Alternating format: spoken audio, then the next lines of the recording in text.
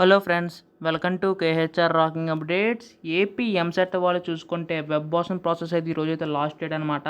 So second ఫేజ్లో అందరూ కూడా ఎలాగైతే చేయాలి ఖచ్చితంగా, లేకపోతే సీట్ అయితే కన్ఫర్మ్ కాదు. సో అది ఏంటో ఈ వీడియోలో కంప్లీట్గా డీటెయిల్గా తెలుసుకుందాం. అంతకంటే ముందు ఛానల్ అయితే సబ్స్క్రైబ్ చేసుకోండి. నేను పెట్టి ప్రతి లేటెస్ట్ అప్డేట్ కూడా మీకు తెలుస్తుంది. ఇంకా ఆలస్యం చేయకుండా వీడియోలోకి అయితే వెళ్ళిపోదాం.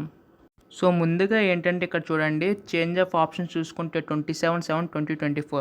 సో మనకి ఈరోజు అయితే ఆప్షన్ అయితే చేంజ్ చేసుకోవాలన్నమాట. సో ఇక్కడ చూసుకుంటే మెయిన్ థింగ్ ఏంటంటే చాలామంది మిస్టేక్ చేస్తూ ఉంటారు. ఇక్కడ ఏంటంటే ఇక్కడ బాటమ్ టు టాప్ అనేది అయితే కాలేజ్ అనేవి అయితే పెట్టుకుంటారు.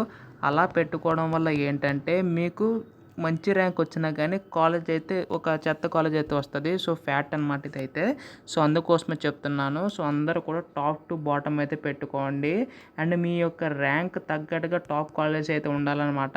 అంటే సపోజ్ మీ ర్యాంక్ ఒక 50K వచ్చి జేఎన్టీయూకి ర్యాంక్ చూసుకుంటే కట్ ఆఫ్ అక్కడ 8K ఉంది. సో టాప్ కాలేజ్ని పెట్టేసుకుంటే కాకపోతే మీకు సీట్ అయితే రాదు. ఎందుకంటే ర్యాంక్ తగ్గట్టుగా పెట్టుకోవాలి.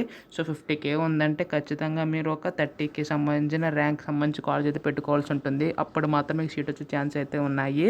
సో ఈ విధంగా ప్రతిదీ చెక్ చేసుకోండి.